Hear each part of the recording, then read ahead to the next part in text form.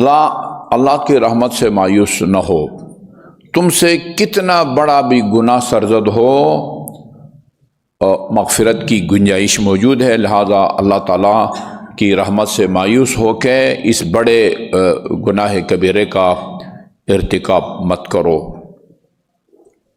امیر المومنین علیہ الصلاۃ والسلام کی طرف ایک روایت منسوب ہے، اللہم صلی اللہ محمد وعلی محمد، فرمایا ما من آیت ما فی القرآن آیت اوسع من، یہ والی آیت قرآن کی 6666 آیات ایک حساب کے مطابق امام نے فرمایا ہے ان 6666 آیات میں سے سب سے زیادہ جس آیہ کریمہ میں گنجائش رکھی گئی ہے، سب سے زیادہ جس سے انسان کو حوصلہ ملتا ہے، وہ یہ آیہ کریمہ ہے۔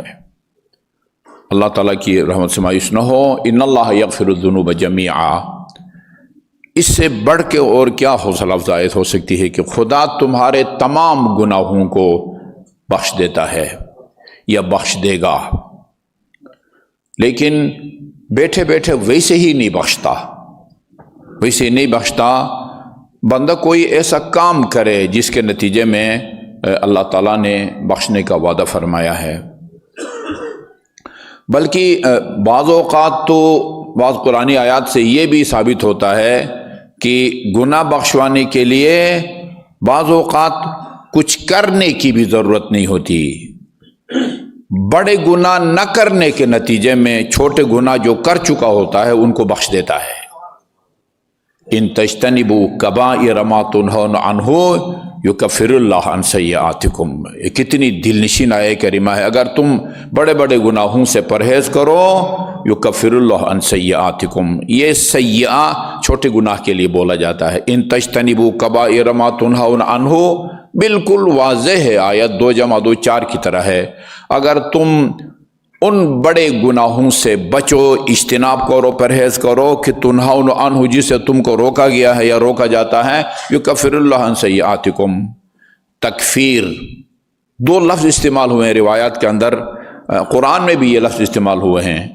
حبط ہے حلوہ والی ہے، بے طین، یہ نیک اعمال کا ضائع ہو جانا، ضبط ہو جانا، بحق سرکار کچھ چیزیں کسٹم والے ضبط کر دیتے ہیں، کچھ اعمال کے نتیجے میں، کچھ برائیوں کے نتیجے میں اچھے اعمال ضبط ہو جاتے ہیں، اور گناہان کبیرہ سے بچنے کے نتیجے میں صغیرہ کی تکفیر ہوتی ہے۔ تکفیر یہ نہیں جو آج کل تکفیر ہے، کسی مسلمان کو کافر کہنا، اب یہ اصطلاح چل نکلی ہے۔ جب بھی لفظ تکفیر بولا جاتا ہے اس کا مطلب تکفیری ٹولہ، یعنی مسلمانوں کو کافر کہنے والا ٹولہ۔ یہاں تکفیر سے مراد گناہوں کو بخشنا ہے، یکفر اللہ عن سیئاتکم، اللہ تعالیٰ تمہارے گناہوں کو بخش دیتا ہے۔ اچھا جی، کیا کریں جس کے نتیجے میں خدا گناہوں کو معاف فرماتا ہے؟ یہ ایک نسبتاً طولانی روایت نوٹ کر کے لایا ہوں، یہ ہماری روایات کی کتاب ہے مستدرک الوسائل، اس کی جلد نمبر 12 اور صفحہ نمبر 124۔ دلچسپی رکھنے والے طلباء کرام دیکھ سکتے ہیں اس کو۔ استغفر اللہ بعد الذنب اسرع من طرفۃ عین، ایک ایک جملہ کو دل و دماغ پر بٹھائیں، میں آپ سے مؤدبانہ گزارش کرتا ہوں، جب بھی تم سے کوئی گناہ سرزد ہو،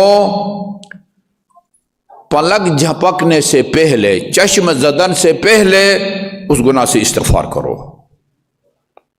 کیا دیر لگتی ہے؟ استغفر اللہ ربی واتوب الیہ۔ البتہ عرض کروں گا کہ وہ ہر گناہ کو کرنے کے بعد اس سے توبہ کرنے کا طریقہ الگ ہے۔ نماز نہ پڑھنا گناہ ہے، گناہ کبیرہ ہے، تو اس سے توبہ کرنے کا الگ طریقہ ہے۔ شراب خوری ایک گناہ ہے، اس سے توبہ کا طریقہ الگ ہے۔ سود خوری، رشوت خوری، ناجائز کاروبار، یہ جتنے بھی گناہان کبیرہ ہیں، وہ ایک آدمی نے نماز نہیں پڑھی 1 سال 1 مہینے یا ساری زندگی، وہ کہے استغفر اللہ ربی واتوب الیہ، بس ختم ہو گئی بات، ختم ہو گئی؟ نہیں، ہر گناہ کو کرنے کے بعد اس سے توبہ کرنے کا الگ الگ طریقہ ہے، وہ تفصیل ابھی عرض کروں گا اگر وقت بچا، ورنہ پھر اگلے جمعے میں فرمایا استغفار کرو اسرع من طرفت عین، چشم زدن یعنی پلک جھپکنے سے پہلے گناہ کر کے دیر نہ لگاؤ۔ دوسری آیت میں بھی فرمایا، یہ تو حضرت علی کا فرمان ہے، میں اس فرمان کو اس آیے کریمہ کی تفسیر کا نام دوں گا۔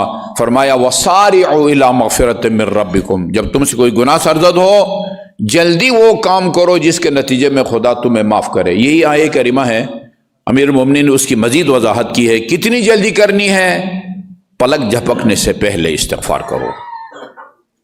اچھا جی، وَإِن لَمْ تَفْعَلُوا، اور اگر یہ بھی نہیں تم سے بولا جاتا استغفر اللہ ربی واتوب الیہ، فبالانفاق، یہ بھی عجیب ہے، انفاق کے نتیجے میں خدا بخشتا ہے، انفاق کے نتیجے میں، راہ خدا میں دینے کے نتیجے میں خدا بخشتا ہے۔ یہ بھی ذہن میں رکھیں، اگر نماز نہیں پڑھی یا روزہ نہیں رکھا تو راہ خدا میں انفاق کے نتیجے میں وہ اس کا جبران نہیں ہوتا، اس کی کمی پوری نہیں ہوتی ہے، وہ آپ کو پھر قضا رکھنا پڑے گا، روزہ رکھنا پڑے گا، قضا رکھنا پڑے گا۔ اور کسی کا قرض آپ نے کئی سال پہلے کے لیا ہوا نہیں دے رہے ہیں، اچھا نہیں اگر دیتے ہو تو چلو بھائی تھوڑا بہت جو ہے نا مسجد امام صادق میں چندہ دے دو، وہ تمہارا قرض اتر جائے گا، ایسا نہیں ہے۔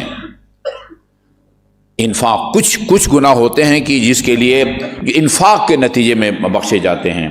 وَإِن لَمْ تَفْعَلُوا، اگر یہ توفیق بھی نہیں ہے کہ تم راہ خدا میں انفاق کرو، فَبِكَظْمِ الْغَيْظِ، کسی کے شاید اکثریت کے دل دماغ میں بھی نہ ہو کہ اس عمل کے نتیجے میں بھی گناہ بخشے جاتے ہیں، غصے کو پی جاؤ، اس کے نتیجے میں خدا تمہارے گناہوں کو بخشتا ہے۔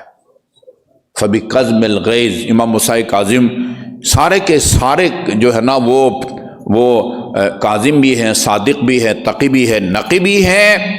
کچھ ائمہ معصومین مواقع ان کو اس طرح کے یعنی پیش آئے کہ جس کی وجہ سے وہ ایک لقب کے ساتھ وہ مخصوص ہو گئے، ایک لقب ان کے ساتھ مختص ہو گیا ہے۔ قزم یعنی غصے کو پی جانا، قرآن میں ہے والکاظمین الغیظ، قرآن غصے کو پی جانے والے ہیں۔ اچھا فَبِكَظْمِ الْغَيْظِ فَإِن لَمْ تَفْعَلُوا، یہ کام بھی نہ کر سکو، اس کی بھی توفیق اگر نہ ملے، فَبِالْعَفْوِ عَنِ النَّاسِ، جی معاف کرو، لوگوں کو معاف کرو۔ غصے کو پی جانا ایک الگ بات ہے، لوگوں کو معاف کرو۔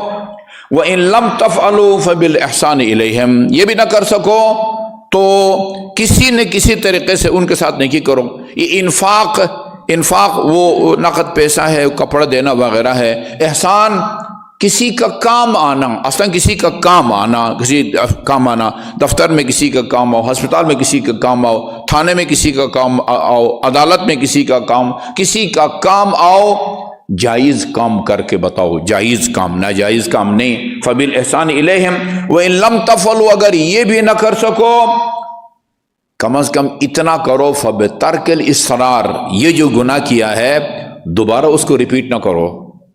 اصرار اسی لیے ہے لا کبیرۃ مع الاستغفار، استغفار کے بعد یہ جملہ یاد رکھیں، عربی میں بھی یاد رکھیں تو بڑی بات ہے، مشکل نہیں ہے۔ لا کبیرۃ مع الاستغفار، استغفار کے بعد کبیرہ نہیں رہتا، ولا صغیرۃ مع الاصرار، اور صغیرہ کر کے پھر اس کو بار بار کرنے کے نتیجے میں پھر وہ صغیرہ نہیں رہتا، وہ کبیرہ میں تبدیل ہو جاتا ہے۔ یعنی جو حکم ایک دفعہ گناہ کبیرہ کے سرزد ہونے کا ہے، وہی حکم بار بار صغیرہ کے ارتکاب کا بھی حکم ہوتا ہے۔ جیسے یہ عدالت کی تعریف میں یہی کہا جاتا ہے، عدالت کسے کہتے ہیں؟ عادل کون ہوتا ہے؟ جو ایک دفعہ بھی گناہ کبیرہ نہ کرے۔ اور یہ میں فارمولہ رسول خدا صلی اللہ علیہ وآلہ وسلم کا کئی دفعہ آپ کی خدمت میں عرض کر چکا ہوں کہ آپ نے گناہ کبیرہ کی تعریف کی ہے، بتایا ہے گناہ کبیرہ کس کو کہتے ہیں۔ فرمایا گناہ کبیرہ ہر اس گناہ کو کہا جاتا ہے کہ جس کا خدا نے قرآن میں نام لے کے اس کے لیے سزا بیان کی ہو، وہ گناہ کبیرہ ہے۔